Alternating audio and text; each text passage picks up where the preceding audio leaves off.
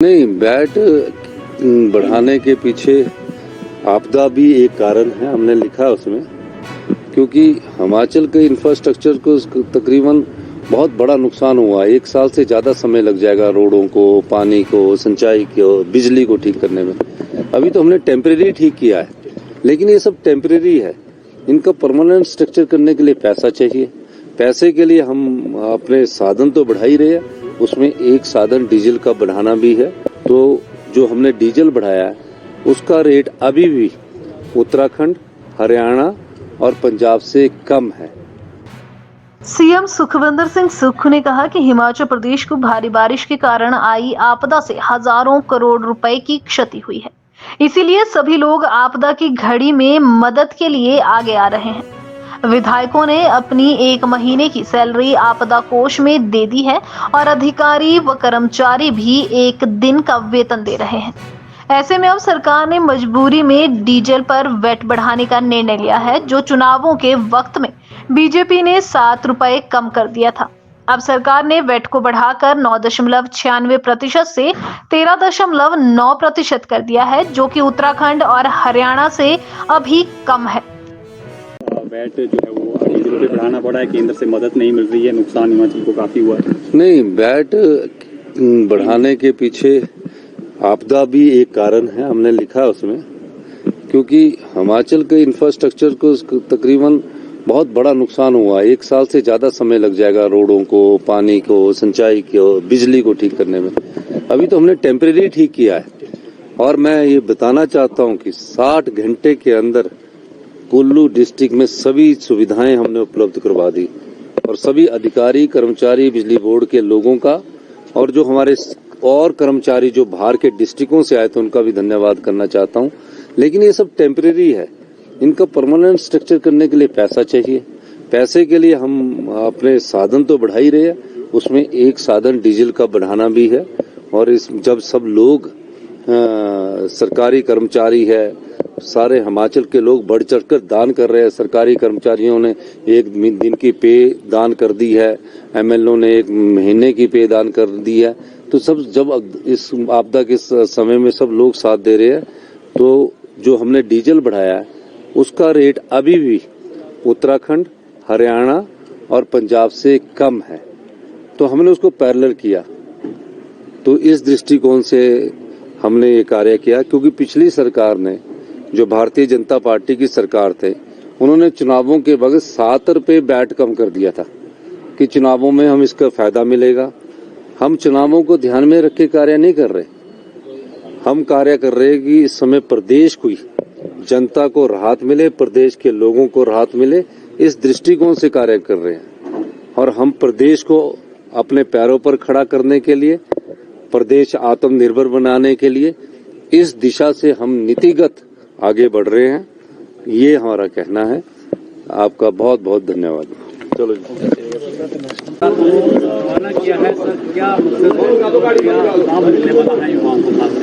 Youth skill day है आज, और कौशल विकास के तहत इस समय कोई 6-7 डिस्ट्रिक्टों में अगले 6 महीने में जो लेटेस्ट टेक्नोलॉजी से रिलेटेड है, और एक सर्टिफिकेशन कोर्स स्टार्ट किया जाएगा, जिसमें टेलीकॉम से रिलेटेड नादौन और बिलासपुर में किया जाएगा, टूरिज्म हॉस्पिटलिटी से रिलेटेड कुनिहार, ज्वालाजी, बड़सर में किया जाएगा, ब्यूटी एंड वेलनेस सेंटर के लिए घनाटी और बद्दी वगैरह में सब में किया जाएगा।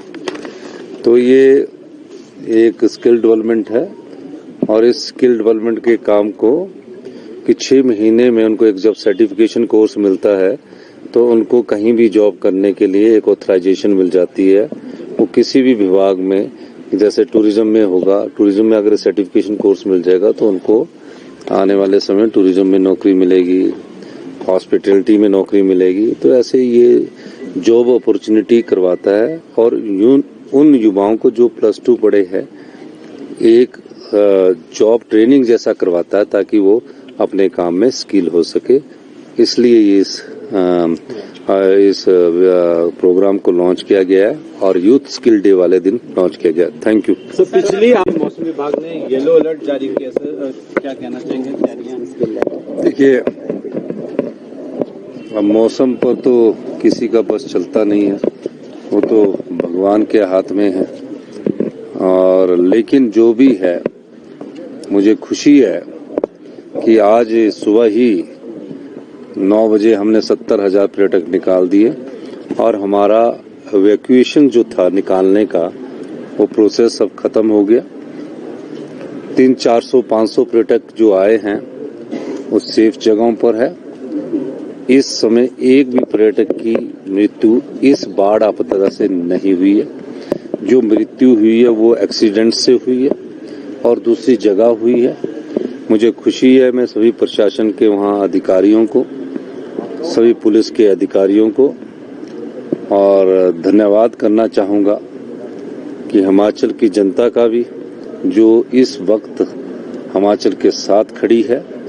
अब जो अगला हमारा कार्य है वो रिस्टोरेशंस का है, उसके लिए काफ़ी वक्त लगेगा और उस वक्त में हमें जनता का भी साथ चाहिए और आर्थिक मदद भी चाहिए। हमारी सरकार ने कल ही एप्पल जो सीजन था उसको सुचारू चलाने से जितनी सड़कें थी कल ही 5 सेक्टरों में उसको बांट दिया। हर 15 किलोमीटर के बाद हमारा एक एसडीओ, एक जेई रहेगा। रोडू से लेकर ठोक तक रोड में, ठोक से लेकर चौपाल तक के रोड में, और इस पर एक एसडीओ, एक जेई रहेगा। और उसके बाद जो कुमारसैन से आने वाला सेब है वह सभी लोगों को हमने एक्टिवेट कर दिया है। एक्स्ट्रा स्टाफ की तैनाती हम से एप्पल सीजन में जहाँ से सेब निकालना है वहाँ कर रहे हैं। गांव की सड़कों को निकालने के लिए मैंने 50 करोड़ रुपया जारी कर दिया है ताकि गांव की सड़कें कई बगीचों में हाथ नहीं लगाने देते। लेकिन मैं सभी बागवानों से भी अनुरोध करूंगा कि छोटी सी चीज के लिए हमें अभी रुकना नहीं है कि जहां सड़क में मलबा पड़ा और सड़क टूट चुकी है वहां अगर सड़क को ठीक करने के लिए थोड़ी बहुत जगह किसी निजी व्यक्ति की जाती है तो वो तकरीबन 15 सितंबर तक उसको दे दे। उसके बाद उस जगह जो है उसकी को ठीक कर दिया जाएगा और जो रिटेनिंग वाल है उसको लगाने के लिए कह दिया गया है। चौपाल वाला एरिया में भी हमने कह दिया है। जुब्बल, रोडू, कोटखाई, नॉर वैली है, कुमारसैन, ननखड़ी, जहां भी एप्पल होता है वो अभी हमने सब लोगों को इंस्ट्रक्शन दे दी गई है। एक्स्ट्रा स्टाफ 15 स्टाफ, कुल्लू, मंडी 15 सितंबर तक हमने एक्स्ट्रा स्टाफ लगा दिया गया है और तकरीबन जितना नुकसान हुआ अभी तक राज्य अपने पैसे से इस नुकसान की भरपाई कर रही है। आज ही मैं कुछ अखबारों में देख रहा था कि 180 करोड़ रुपए की किस्त जारी की है, वो एडवांस किस्त है। यानी कि कहने का मतलब वो हमारी सरकार को मिलना ही है, चाहे आपदा आती चाहे आपदा नहीं आती। वो हमारा जो 15th फाइनेंस कमीशन जो है उस शेयर में जो हमारा हिस्सा बनता है, सभी राज्यों का हिस्सा बनता है, सभी राज्यों को मिलता है। मैंने गृह मंत्री से अनुरोध किया है कि हमें इंटीरियम राहत इमीडिएटली प्रोवाइड की जाए और ये जितना भी पैसा है इसको हम एकदम तुरंत प्रभाव से बांट रहे हैं। इस दृष्टिकोण से हमारी सरकार अभी कार्य कर रही है। धन्यवाद।